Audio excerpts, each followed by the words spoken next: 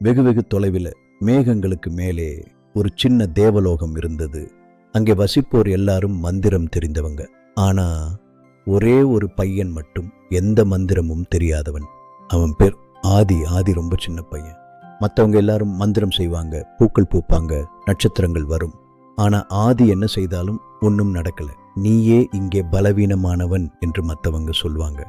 ஆதி வருந்துவான், ஆனா ஆழமாட்டான். ஒரு நாள் அவன் காட்டுக்குள்ளே தனியா நடந்தான். அவன் காட்டுக்குள்ளே மெதுவாக நடந்து சென்றான். அப்போது ஒரு சத்தம் கேட்டது.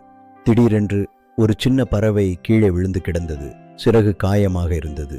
ஆதி நின்றான். இது என்னோட விஷயம் இல்லை என்று போகலாம். ஆனா அவன் மனசு சொல்லல. அவன் அந்த பறவையை மெதுவாக எடுத்தான். இலைகளால் படுக்கை போட்டான். தண்ணீர் கொண்டு வந்தான். பக்கத்திலேயே உட்கார்ந்து ஒரு பாட்டு பாடினான். ஒரு பாட்டு தாயம்மா அவனுக்கு சொல்லிக் கொடுத்தது. அந்த பாட்டு அன்பால் நிறைந்தது. ஆதி பாடிக்கொண்டே இருந்தான். அப்போது அவன் கைகளில் ஒரு வெளிச்சம் வந்தது, தங்க நிறம். மெதுவாக மெதுவாக அந்த வெளிச்சம் பறவையின் சிறகை தொட்டது. பறவை கண்களை திறந்தது, தலையை தூக்கியது, பறந்தது. ஆதிக்கு அப்பவும் புரியவில்லை என்ன நடந்தது என்று. அவன் திகைத்து நின்றான்.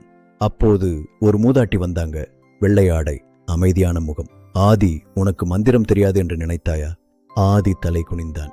இல்லை குழந்தையா, உன் அன்பே உன் மந்திரம்.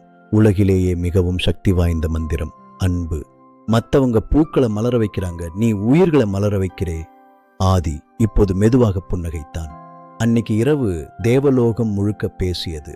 ஆதி கிட்ட மந்திரம் இல்லைன்னு சொன்னோம், ஆனா அவனுக்கு தான் மிகப்பெரிய மந்திரம் இருந்துச்சு.